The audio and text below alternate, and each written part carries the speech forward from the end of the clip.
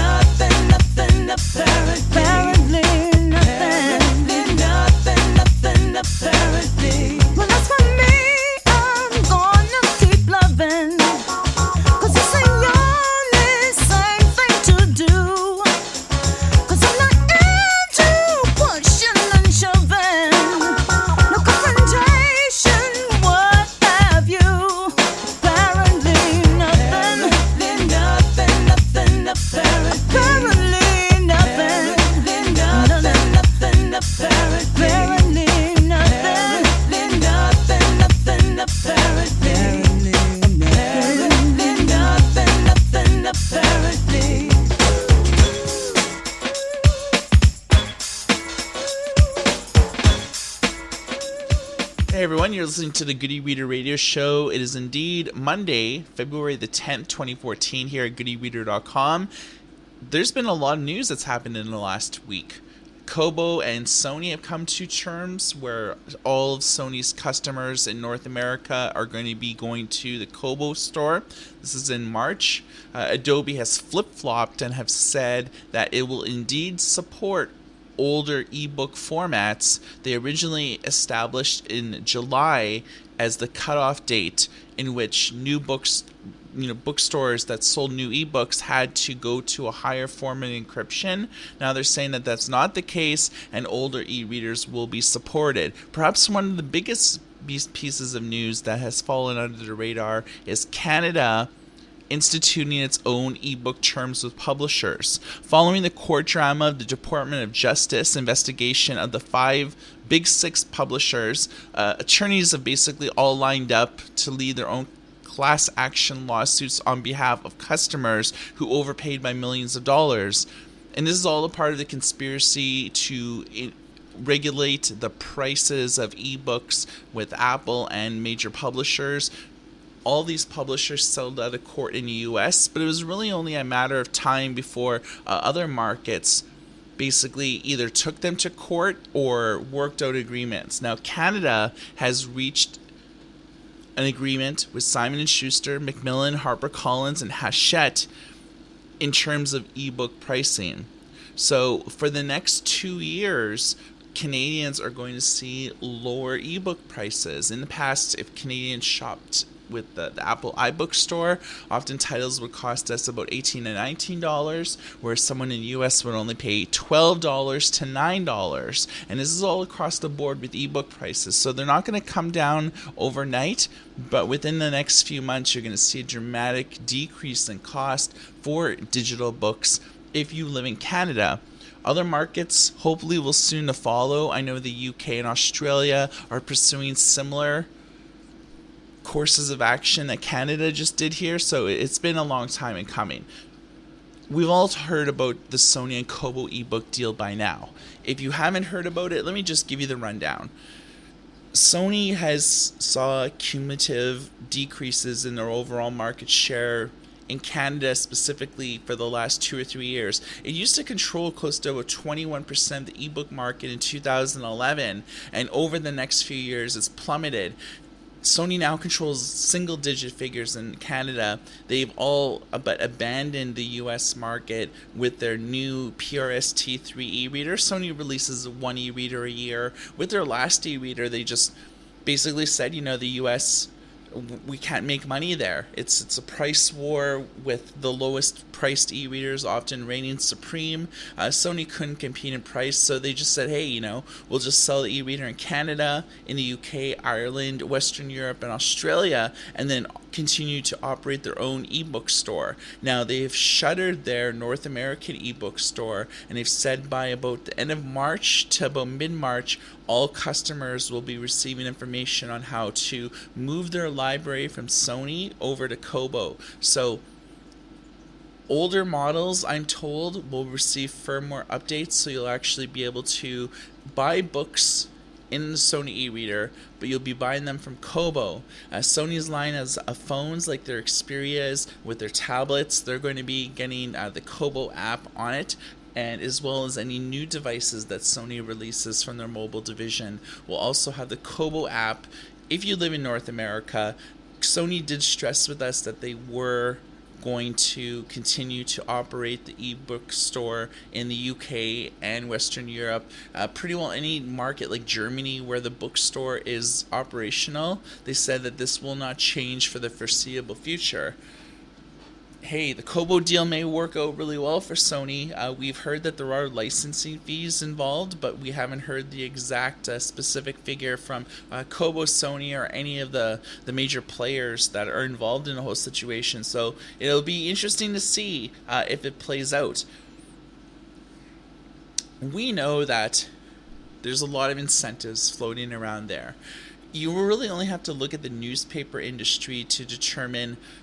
We've all received calls. Renew your subscription. You'll get free this. We'll throw in movie tickets, or you'll get like a coupon for the 7-Eleven or something like that. In the UK, there's something actually kind of innovative happening. Spotify has actually made its first major media partnership with the Sun Times and the Sunday Times. If you subscribe to a 12-month subscription, you'll actually get a free Spotify premium subscription for free. So if you sign up for like a digital newspaper subscription, you'll actually get Spotify premium for free, and this is in the UK. I thought that this was kind of a cool, savvy little move. It's more or less the first time a major mainstream company that has traditionally been about music has partnered with like print media as like an extra added incentive. Okay, so let's talk about Amazon. There's actually a few little bits of news that I'd like to get involved with. So Kindle Worlds, we've talked about it before on the show. It's basically Amazon's fan fiction site. Russ Girardi, who works at Amazon, we've met a number of times, and he was ranting and raving last time we spoke about Kindle Worlds and how it's going to change the game. Now, the Vampire Diaries is a franchise that's been actually going on for a number of years. It may come as a surprise to learn that the books were originally published more than 20 years ago, but they've only really revived and been repackaged for a new audience last 3 or 4 years. And then there's the television show that capitalized on the whole Suki Stackhouse fame. So L.J. Smith was the author of the first 4 books, and she had already written the fifth book in this series, but the publisher actually cut her off, saying that they're going to have a ghostwriter finish the series. So what's she doing? Well, she's publishing her 5th book with Kindle Worlds, because Kindle Worlds has the franchise for the Vampire Diaries. So we've run into the first situation where an author has been, kicked out of the book franchise that she started, and then decided just to publish fan fiction of her own books. And so that would be like, a lot of big time authors that aren't on Kindle Worlds. If you look at maybe J.K. Rowling, who wrote Harry Potter, imagine if she wrote the first 3 books, got fired from, and they ghostwritten the rest, and then she decided to, write for Kindle Worlds and continue where she left off. This is a very interesting circumstance, and it's the first time that something like this has actually ever happened. So people are responding, and I think that her book has the top spot in Kindle Worlds right now. I'll have to double check to make sure, but this is what I'm hearing. Anyways, getting to another matter completely, Flappy Bird has been pulled from the Android and iOS marketplace.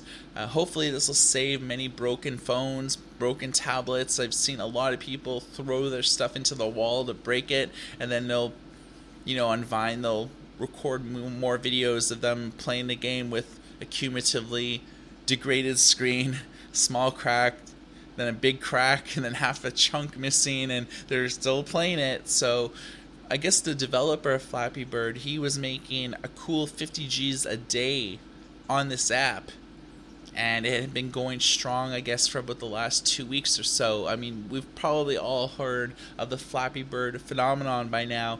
He pulled the app. He just couldn't deal with the fame. Major media outlets asking him for interviews, everyone talking about his game, and obviously drawing parallels that a lot of the assets that he's using in his game were stolen from Nintendo, more specifically Mario Brothers. And so obviously, if he let the app go on more, eventually Nintendo would probably come rat-tat-tapping on his door, asking for royalties, cease and desist letters. Hey, I mean, he maybe have got cease and desist letters already. He said he hadn't, but there's really no way that you're going to take the 5th top app on Apple, the app marketplace and Google Play. He had the top spot if there wasn't extenuating factors. I mean, this guy had made a lot of games before. None of them really saw the critical success as Flappy Bird got.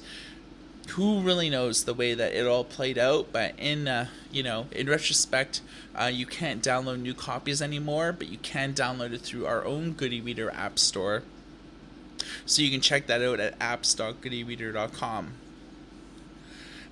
I mentioned Amazon when we talked about the LJ Smith story. We're also seeing a number of public domain titles again removed by Amazon. For the most part, these are actually books that people had used Google Translate. Very interesting. So people are basically copying and pasting a book that maybe they got in Germany, putting it into English, calling it a translated work, and then posting it either for money, usually about 99 cents or so, and people are downloading the book and paying for it. So this is very interesting because the books were muddled, people were complaining about them as being barely readable, let alone a quality translation. So this is another kind of get-rich-quick scheme, mainly done by an individual named M. Angelo, and has done a number of works, including The Adventures of Huckleberry Finn. Okay, so Facebook Paper has just been released, and this is kind of an app that I was a little remiss in testing. A lot of the times whenever Facebook updates their mobile app or makes sweeping design changes on the website that you would access on your web browser, they catch a lot of flack. It's like you can't do anything right without having half your population up in pitchforks and, the other half either not caring or being really apathetic. So they've basically released Facebook Paper, and it's two-pronged. It has a news feature, and it has the Facebook equivalent of a 2014 update. If you ever heard of Cards before, that's kind of their interface. Cards are kind of like this new thing that a lot of smart TVs are doing, a lot of apps are doing, where you'll have like cards, you'll touch on them, the card goes full screen. It's easier to have more things on the screen if you have them like in these little cards that appear. So you picture the screen, a whole bunch of cards that appear in the bottom. It's basically the equivalent of your Facebook friends status updates, pictures that they posted, videos, things like that. So you could touch on it, get the full story, swipe left and right, check out your various status updates. It's doesn't really have it's basically back to roots for Facebook.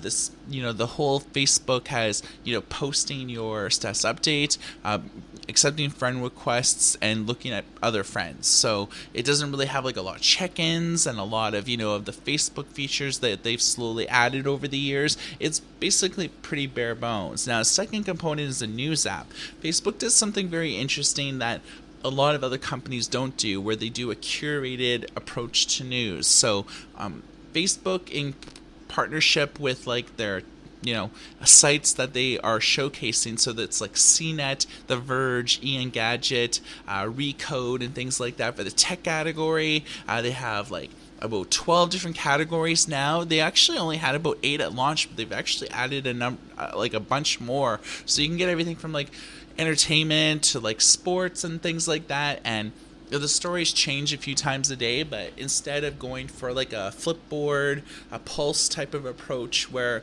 you could add sites that you like, if Pulse by default in their default recommendation doesn't have like the websites that you want to read, you could add your own, no problem. With the Facebook paper, you can add your own links. It's 100% curated. So it'll be interesting to see how this plays out. Facebook Home was a big project by Facebook, and it meant to change your whole smartphone experience. Whether paper takes off, who knows? I mean, it's a US only app right now, and the bulk of Facebook's users are outside the US. So we posted a video on our YouTube channel at youtube.com/goodyreader that actually walks you through step by step on how to install Facebook Paper. If you live outside the US, it's actually pretty easy. I'm not going to regale you with the semantics and, repeat myself here, but that's the way it's pretty well done right now. Finally, the last story of the week has to do with Apple and them implementing a keyword protection system in their iBook store. It's going to apply to children's, teens, and educated titles beginning in June of this year. It basically stems from a recent controversy in Amazon, Kobo, and other markets where you'll have people that are be writing about hardcore erotica, but because their keywords have to do with like daddy and daddy's little girl and things like that, it often appeared in the kids section. Kids and parents thought, if you shop in the kids section, should be things like the Bearstein Bears and maybe the Hardy Boys and, My Little Pony and things like that. But no, they were getting hardcore erotica served to them. The whole world had reported on this. So Apple's going to be able to mandate to the publishers that, hey, if you're doing stuff with like children's, teens, or educational titles, you have to put an age requirement on the book. So the Hunger Games would probably likely have a different age rating to, say, a book on cellular biology or on math or phonics and such. So this should be very interesting. And it'll also help adults because, say as an adult that you're a fantasy lover, or, you read The Hunger Games, you really like it, and now it's time to find something new. Having age ratings on the books will also help adults find more books to read, more content, because, if you see a book that, hey, that looks interesting, it looks like a different cover, hey, it's kind of like The Hunger Games, but it's not. Oh, it's written for 13-year-olds. I don't know if I want to buy this book. So this might be an interesting way. It may help ebook discovery a little bit more because, for the most part, a lot of the people that are buying YA fiction are adults. So, and as kids, you may have, if you have kids, you might not want them reading 50 Shades of Grey. It's at the top of the fiction, the likelihood that they'll see it and they might want to check that out. You don't want your 10-year-old daughter maybe reading that. You maybe want them to say, okay, if it's 16 and under, you could read it. If it's like 16 to 18 or, adult, you maybe don't want to read it. So this is very cool. The actual logistics of the titles and the program aren't really known yet, but Apple did announce that they were going to be doing this. So as they do it, we'll film a quick tutorial and show you kind of how the bookstore's changing and how this affects as parents with kids, or even from your whole ebook experience. So you've listened to a very short edition of the Goody Reader Radio Show. Digital Book World's own Jeremy Greenfield is not on the show today. He'll be back with us in a few weeks, and we are going to be talking with editor of Goody Reader, Mercy Pilkington, this Thursday. We'll get caught up in the week of indie authors, self-publishing, ebooks, and as well as a lot of the big news stories that have happened in the last week. Finally, just to give you guys some in-house announcements, the Goody Reader App Store is doing really well. We have close to about just over 100,000 apps right now, and we are focusing more on Android these days rather than BlackBerry, mainly because all BlackBerry 10 phones got a firmware update, so you could actually load in your own Android files right on the phone's web browser. So you can install our own Goody Reader App Store by visiting our website and clicking on download the client in the top navigation bar, and then you can install our app market on your BlackBerry phone and download apps to your heart's content, as well as if you have an Android phone, tablet, and whatnot, you can also install our app store. I get notified whenever new apps come out. I easily discover new apps. I'm really proud of the way that our client has really come along in the last few years. We've got a fairly phenomenal home screen with featured images. All of our apps now have images and screenshots of the app. I know we're adding videos really soon, so any app that might have like a video trailer or something like that to go along with it, we'll be adding that as well, so you can check that out. So again, my name is Michael. You've been listening to the Goody Reader Radio Show, and everybody take care.